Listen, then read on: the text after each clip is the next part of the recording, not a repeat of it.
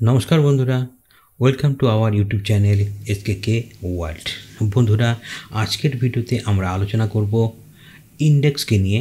আমাদের দুটি ইন্ডেক্স, একটা হলো নিফটি এবং ব্যাংক নিফটি।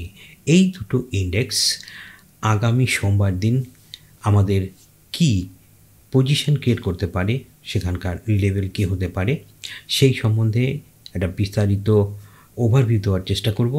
এর সঙ্গে আমি আপনাদেরকে দেখাবো কোন সেক্টর এই মুহূর্তে ভালো পারফর্ম করার পজিশনে রয়েছে এবং এর সঙ্গে দুটি স্টক যা আরপিও আসার পরে সেই স্টকগুলি খুব তাড়াতাড়ি বা খুব দ্রুত লোয়ার সার্কিটকেও ব্রেক করে, কিন্তু খুব অল্প সময়ের মধ্যেই সেই দুটি স্টক বেশ বড় প্রকারের ভলিউম নিয়ে কিন্তু তাদের হাইকে ব্রেক করেছে।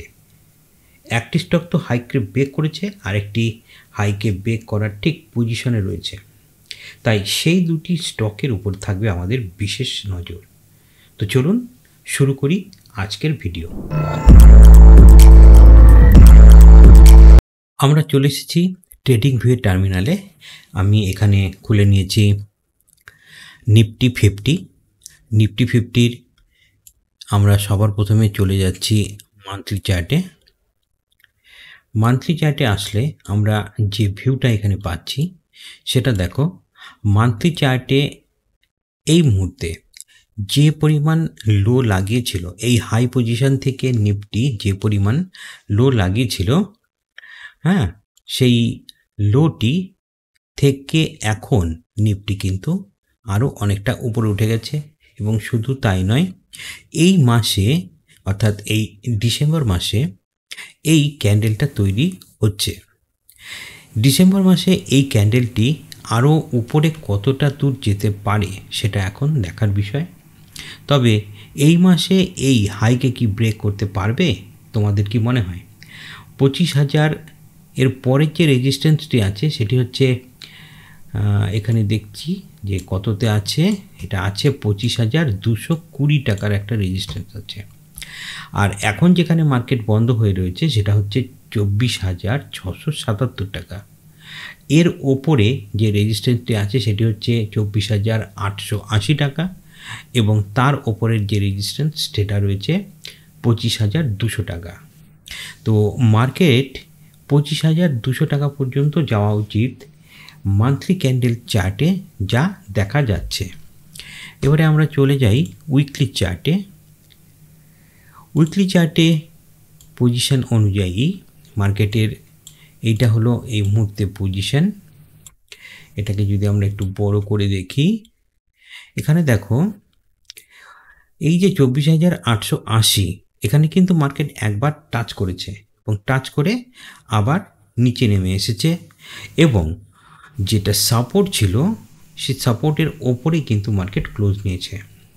অর্থাৎ 24,880 এবং তারপরে যে 25,000-এর যে গ্যাপটি রয়েছে, এই যে 400 পয়েন্টের একটা গ্যাপ, এই গ্যাপটিকে কিন্তু এই ডিসেম্বর মাসে নিফটির অবশ্যই টাচ করা উচিত।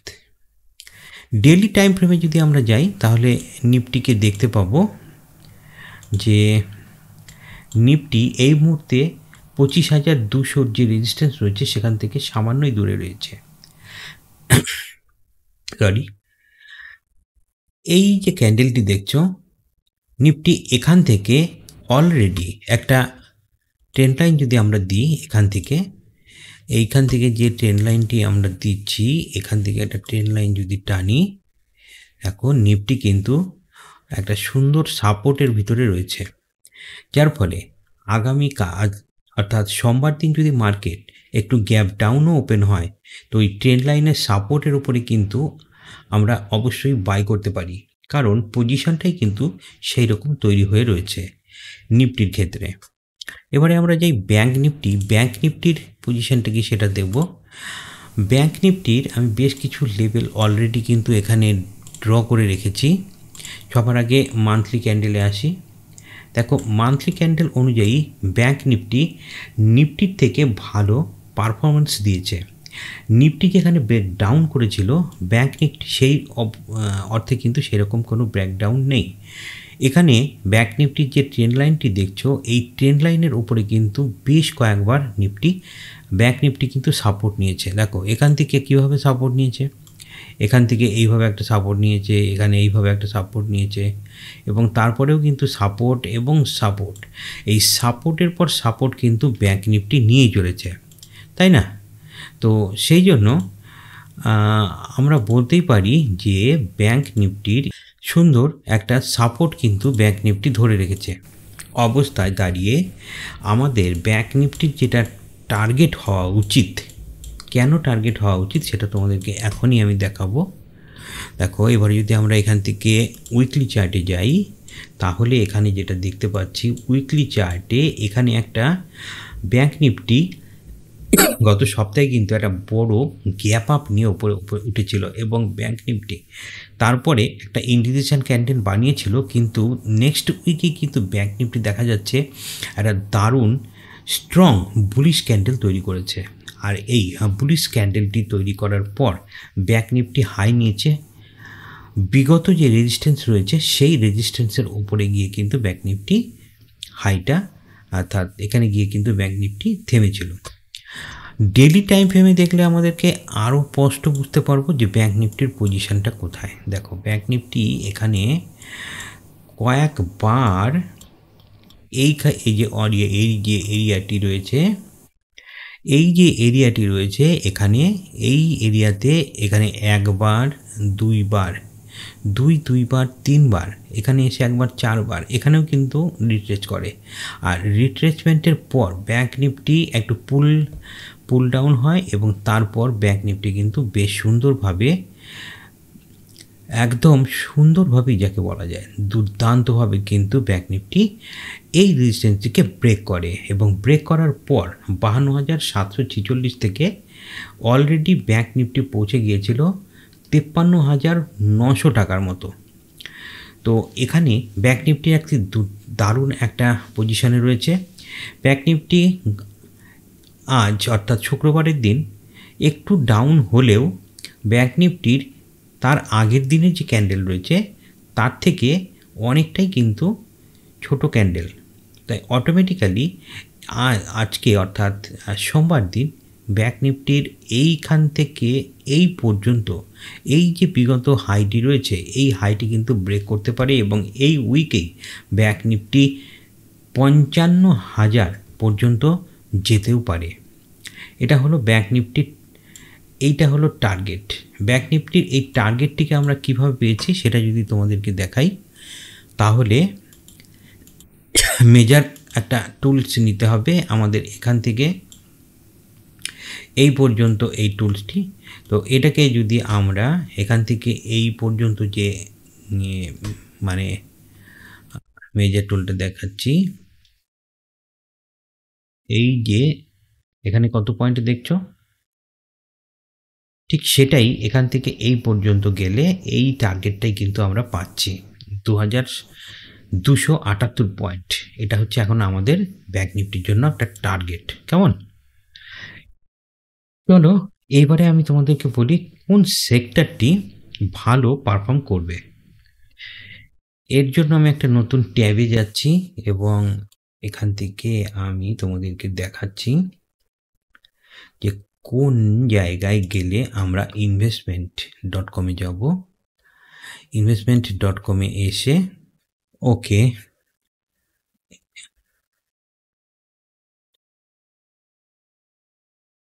এটা হলো সমস্ত ইন্ডেক্সের একটা লিস্ট।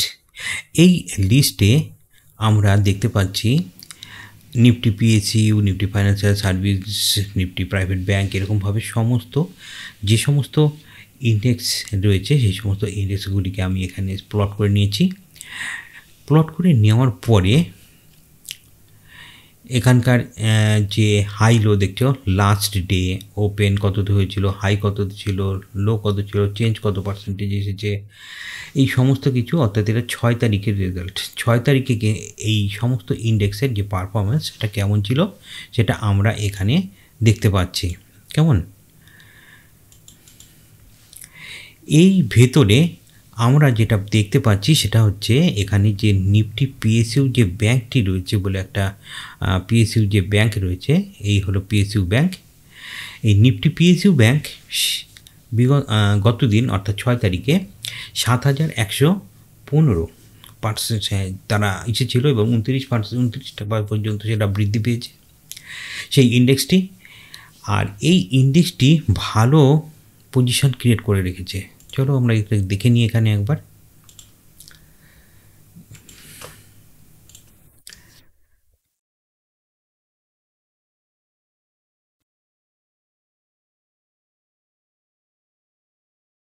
পিএসইউ ব্যাংকের পজিশন দেখো। পিএসইউ ব্যাংকে এখানে ছিল একটা বড় রেজিস্ট্যান্স। এই রেজিস্ট্যান্সটিকে এই ক্যান্ডেলটি ব্রেক করেছে বেস্ট বিগ ভলিউমের সাথে। কেমন? এই ক্যান্ডেলটি কিন্তু একটা দুর্দান্ত ভলিউমের সঙ্গেই ব্যাক করেছে। এখানে একটা রেজিস্ট্যান্স ছিল, তারপরে বেশ কিছুদিন ধরে কনসলিডেট করে এবং কনসলিডেট করার পরে এসে এখানে একটা আবার আসে এই রেজিস্ট্যান্সের কাছে 7,050 এই যে একটা রেজিস্ট্যান্স পিরিয়ড ছিল এখানে আসে এবং তারপর সেখান থেকে আবার ডাউনফল হয় এবং তারপর একদম এইখানে এসে একটা ব্রেক করে এবং আবার একটা রেজিস্ট্যান্স হওয়ার সম্ভাবনা রয়েছে এবং তারপর পিএসইউ ব্যাংকের নেক্সট যে লেভেল হবে সেটা কিন্তু 7,500 টাকা। 7,500 টাকা পর্যন্ত যাওয়ার চান্স রয়েছে পিএসইউ ব্যাংকের, যার ফলে ব্যাংকিং যে সেক্টরটি রয়েছে সেই ব্যাংকিং সেক্টরটি ভালো পারফর্ম করবে, এটাই কিন্তু আমরা ধরেই নিতে পারি। তো চলো এবার আমি তোমাদেরকে বলছি এই সপ্তাহের শুধু নয়, এই মাসের অর্থাৎ ডিসেম্বর মাসে দুটি দুর্দান্ত স্টক আমি তোমাদেরকে দেখাচ্ছি। এই দুটি স্টক যখন প্রথম আইপিও এসেছিল সেই আইপিও আসার সময় এই দুটি স্টক ব্রেকডাউন করে অর্থাৎ ফল করে যায় এবং তারপর সেখান থেকে আবার স্টকটি ওপরের দিকে ওঠে এবং প্রিভিয়াস যে ওপেনিং প্রাইস ছিল সেটাকে ব্রেক করে। তো সেই দুটি স্টকের প্রথম যে স্টকটি সেটি হচ্ছে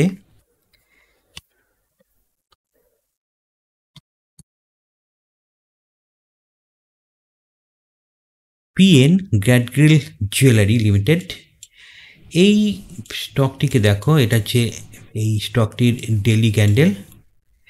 এই স্টকটি প্রথম এসেছিল কবে, অর্থাৎ এটার যেটা আইপিও এসেছিল সেটা হচ্ছে 17 সেপ্টেম্বর 2024 সালে এবং যেদিন আইপিও আসে সেই দিনই স্টকটি এখান থেকে নিচে পড়ে এবং বেশ বড় ভলিউমের সঙ্গে, এখানে দেখো ভলিউমটির দিকে তাকিয়ে দেখো কি কন্ডিশন।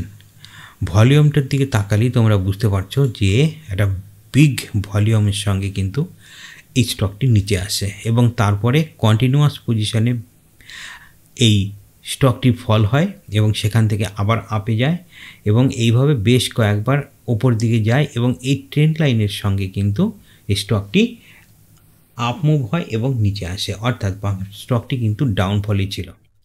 কিন্তু এখন এই স্টকটি এই যে ক্যান্ডেলটি, এই ক্যান্ডেলটি একটা বেশ বড় একটা বিগ একটা বুলিশ ক্যান্ডেল।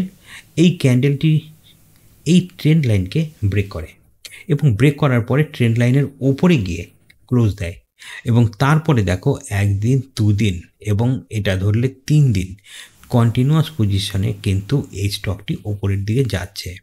খুব সম্ভবত এই স্টকটির যেটা হাই রয়েছে, এই যে হাই পজিশনটি রয়েছে, এই হাই পজিশনটিকে ব্রেক করবে কেন, তার প্রথম কারণ হচ্ছে এইটা হচ্ছে একটা এর রেজিস্ট্যান্স লাইন।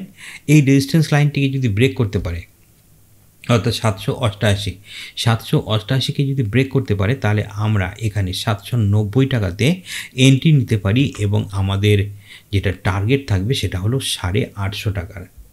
তো খুব অল্প সময় 2 থেকে 3 দিনের মধ্যে এই টার্গেটটি অ্যাচিভ করা সম্ভব এই স্টকের ক্ষেত্রে।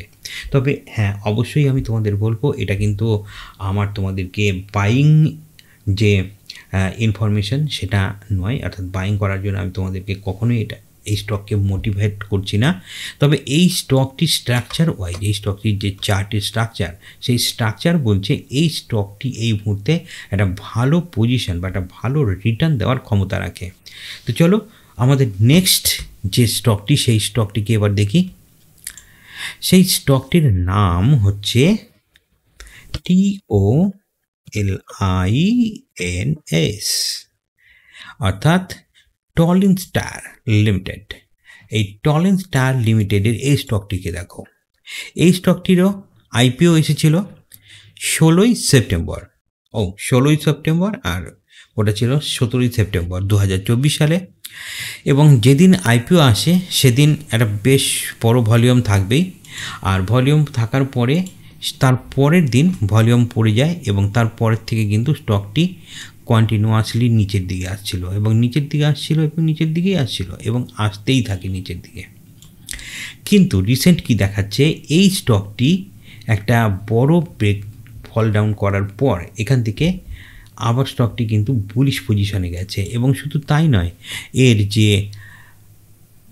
যেটা আইপিওর যেটা প্রথম ওপেনিংয়ের যে হাই ছিল, সেই হাইকেও কিন্তু একটা বিগ ভলিউম, এখানে দেখো একটা বড় ভলিউম, বিশাল একটা ভলিউমের সঙ্গে এই ব্রেক করে দিয়েছে এই আইপিওর যেটা ওপেনিং প্রাইস ছিল সেখান থেকে।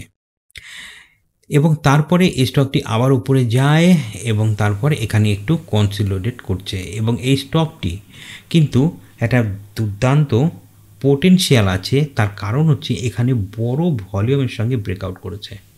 আর যেহেতু এই স্টকটি বড় ভলিউমের সঙ্গে ব্রেকআউট করেছে, অতএব এই স্টকটিও এখান থেকে যখন আবার আপমুভ যাওয়া শুরু করবে তখন এ কত দূর যেতে পারে সেটা একটা বড় প্রশ্ন, তাই না? তো তার জন্য আমরা একটা স্কেল খুব আরামসে দেখতে পারি যে আমরা যেখান থেকে স্টক নিচের দিকে যাওয়া শুরু করেছিল, আমরা সেখান থেকে শুরু করব। এই যে এটার যে লো সেটা ছিল হচ্ছে মাইনাস হচ্ছে 77। তাহলে আমরা এখানে প্লাস 77-এ যাই। এই পর্যন্ত, অর্থাৎ এখানে স্টকটির ওপরের দিকে যাওয়া সম্ভব প্রায় 330 টাকার কাছাকাছি। অর্থাৎ আমরা আরামসে এই স্টকটিতে 300 টাকা থেকে 310 টাকার একটা টার্গেট নিয়ে চলতে পারি। এই স্টকটিও খুব ভালো ব্রেকআউট দিয়েছে এবং এই স্টকটিকে কিন্তু আগামী দিনে আমরা আমাদের র্যাডারে অবশ্যই রাখব। তো এই ছিল দুটি স্টক। এবং এই সপ্তাহে, অর্থাৎ ডিসেম্বর মাসের এই সপ্তাহে, কারেন্ট উইকে কি পজিশন আসতে পারে নিফটি এবং ব্যাংক নিফটি তোমাদেরকে দেখালাম। এছাড়াও কোন সেক্টর, অর্থাৎ পিএসইউ ব্যাংক, সে ব্যাংকিং যে শেয়ারগুলি রয়েছে সেই সমস্ত ব্যাংকিং শেয়ারগুলো কিন্তু একটা ভালো পারফরমেন্স দেবে এমনটাই মনে হচ্ছে। দেখা যাক এরপরে কি হচ্ছে। তো এইভাবে তোমাদেরকে মার্কেটের সঙ্গে সঙ্গে দুটি স্টকের আপডেট দিয়ে আজকের ভিডিও এখানেই শেষ করছি। দেখা হচ্ছে তোমাদের সঙ্গে পরের ভিডিওতে।